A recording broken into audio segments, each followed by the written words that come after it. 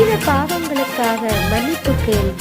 பாம்பை கண்டு ஓடுவதைப் போல பாவத்தை விட்டு ஓடிவிடு. நீ பாவத்தின் அருகில் சென்றால் அது உன்னை கடிக்கும். அதன் பற்கள் சிங்கத்தின் பற்கள் போன்றவை. அவை மனிதரின் உயிரை அழித்துவிடும்.